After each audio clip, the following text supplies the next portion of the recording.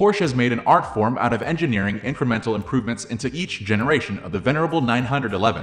Other than the shift from air-cooled engines to water-cooled ones, each successive generation of 911 has seen small but notable improvements that make it just that little bit better than its predecessor. For the most part, it's been a very successful strategy for Porsche.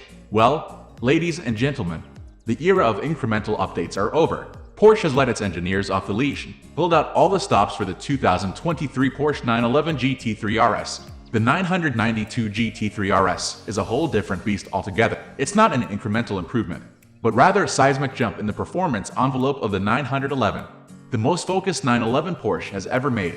It is chock full of everything the automaker has most definitely wanted to put on its race cars for the past decade but wasn't allowed to, as most of it has been banned by the various racing organizations around the globe. Using all of this illegal technology, it has the singular mission of turning laps around any given racetrack faster than any other street car on the planet.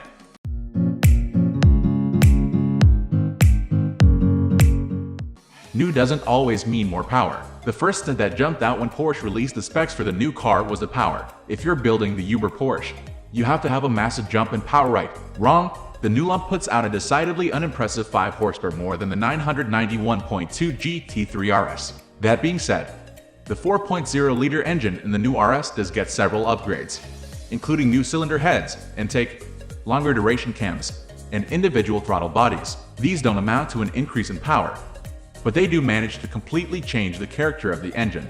Whereas the 4.0-liter in the 991.2 GT3 RS is by no means anemic.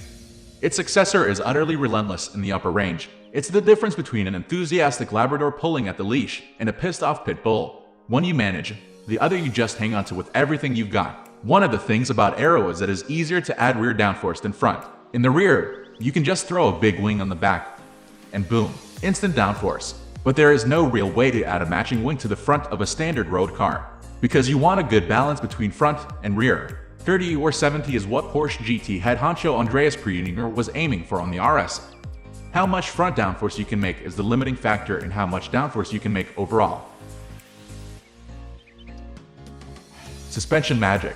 Porsche's suspension engineers were clearly jealous, watching the aerodynamics team having so much fun playing with all of the active aero goodies. So they had to join the party, too. Most active suspension is done automatically and behind the scenes, but the GT3 RS allows the driver to fine-tune things more to their liking. If you hit the Porsche Active Suspension Management PASM button on the steering wheel, the left and right dash screens change to show damping and rebound adjustments for all 4 corners of the car. GT3 RS meets Silverstone. But how does this all come together on track? To answer that question, Porsche flew a bunch of us out to one of the most aero-dependent tracks on the planet, Silverstone Circuit. I'd be lying if I said I wasn't fully excited to throw the RS into the Maggots-Beckett's complex at insane speed just to feel the downforce ramping up, gluing the GT3 RS to the ground like some adult-sized scaled strict slot car. Fortunately, everything else on the car works so cohesively well in supporting the massive performance. Each one of those things adds a small bit to the driver's ability to keep everything going in the right direction. The brakes and suspension do a fantastic job of supporting whatever the engine and aero throw at them.